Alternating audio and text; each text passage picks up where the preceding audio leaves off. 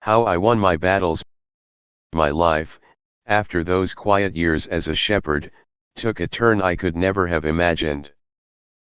From the fields, I was thrust into the king's court, then into battle, and eventually, into a relentless chase for my very life.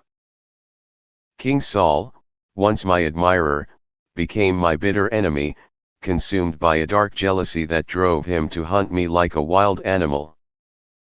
I fled from cave to cave, from wilderness to stronghold, often with nothing but the clothes on my back and the loyal few who chose to follow me. The nights were filled with fear, the days with the constant threat of discovery. I learned to sleep lightly, to read every rustle of leaves, every distant sound. There were times I felt utterly alone, abandoned, wondering if God had forgotten me. My enemies were many, their voices loud, their intentions clear.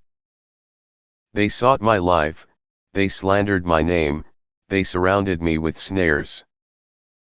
In those moments, the darkness felt absolute, pressing in from all sides. How could I find light when every path seemed shadowed by danger? How could I find salvation when my very existence was a constant fight for survival? I fought wars, too, not just against Saul, but against the Philistines and other enemies of Israel. I saw men fall around me, tasted the dust of battle, felt the sting of wounds.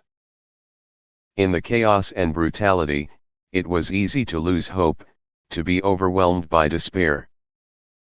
My strength was limited, my resources finite.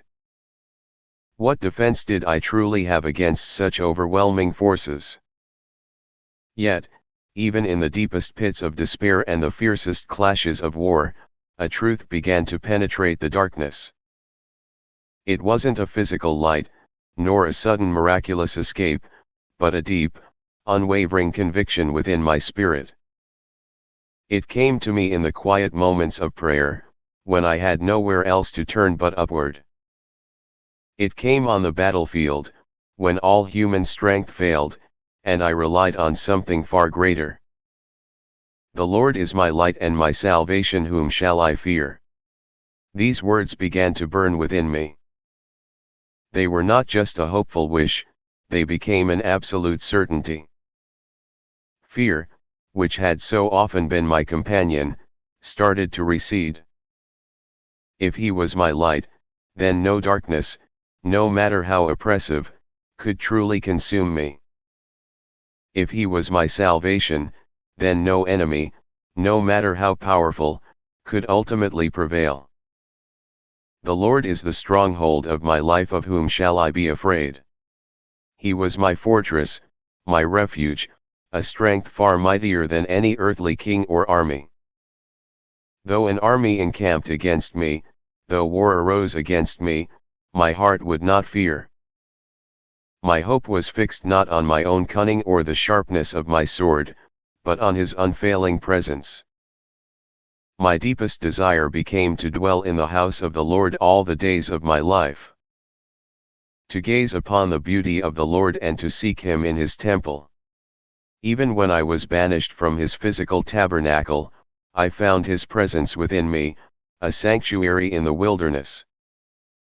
He would hide me in His shelter in the day of trouble, He would conceal me under the cover of His tent, He would set me high upon a rock.